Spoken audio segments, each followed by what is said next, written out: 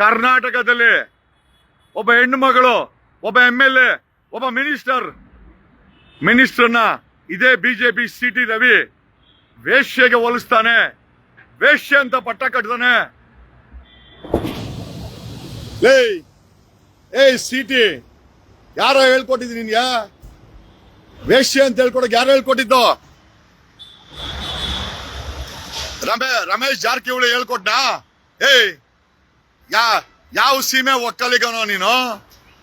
ನಿನಗೆ ಕಾನೂನು ಶಿಕ್ಷೆ ಬಿಟ್ಟಾಕೋ, ಮನೆಗೆ ನುಗ್ಗು ಹೊಡಿತೀವಿ ನಿನಗೆ. ಓಟಿ, ನಿನ್ನ ಮನೆಗೆ ನುಗ್ಗು ಹೊಡಿತೀವಿ ನಾವು, ಜ್ಞಾಪಕ ಇಟ್ಕೋ. ಚಿಕ್ಕಮಂಗ್ಳೂರು ಮನೆಗೆ ನುಗ್ಗು ಹೊಡಿತೀವಿ ನಿನಗೆ. ಮಗನೇ ಎಚ್ಚರವಾಗಿರೋ, ಮನೆಗೆ ನುಗ್ಗಿದ್ರೆ ಒದೆ ಬಿದ್ಮೇಲೆ ಪೊಲೀಸರು ಬರ್ತಾರೆ, ಪರವಾಗಿಲ್ಲ.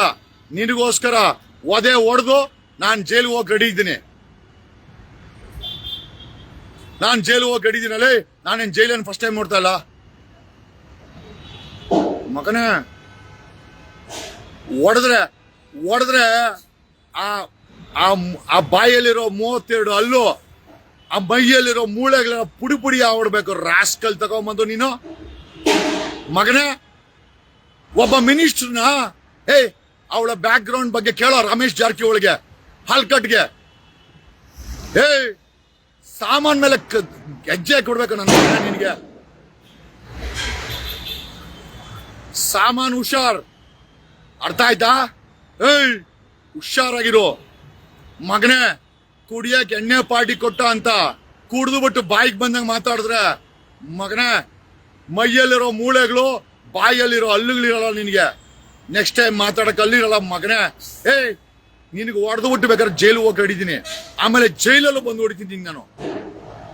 ಎಚ್ಚರವಾಗಿರೋ. ಯಾವ RSS, ಯಾವ ಬಿಜೆಪಿ ಬರಲ್ಲ. ನಾನ್ ನೋಡಿದೀನಿ ಜೀವನ ಅಂದ್ರೆ ಏನು ಅಂತ.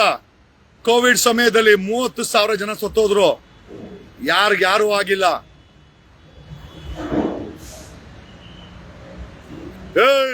ಕೆಂಪೇಗೌಡ ಅದೇ ವಂಶದವನು. ಪಾಳ್ಯಗಾರನಲ್ಲಿ ಕೆಂಪೇಗೌಡ ಪಾಳ್ಯಗಾರ, ಅದೇ ಬ್ಲಡ್. ಮನೆಗೆ ನುಗ್ಗಿ ಹೊಡಿತೀನಿ ನಿನ್ಗೆ. ಇನ್ನೊಂದು ಸತಿ ಯಾವುದೇ ಹೆಣ್ಣು ಮಗಳಿಗೆ ಇವಾಗ್ಲೂ ಹೇಳ್ತೀನಿ, ಲಕ್ಷ್ಮೀ ಹೆಬ್ಬಾಳ್ಕರ್ ಮೇಡಮ್ ಬನ್ನಿ ನಿಂತ್ಕೊಳ್ಳಿ, ಇವನಿಗೆ ನಾನೇ ಹೊಡಿತೀನಿ. ಚಪ್ಪಲಿ ಕಿತ್ತೋಗಂಟ ಹೊಡಿತೀನಿ, ಬೂಟ್ ಕಿತ್ತೋಗಂಟ ಹೊಡಿತೀನಿ, ಆಮೇಲೆ ಬೇಕಾದ್ರೆ ಜೈಲ್ಗೆ ಹೋಗ್ತೀನಿ.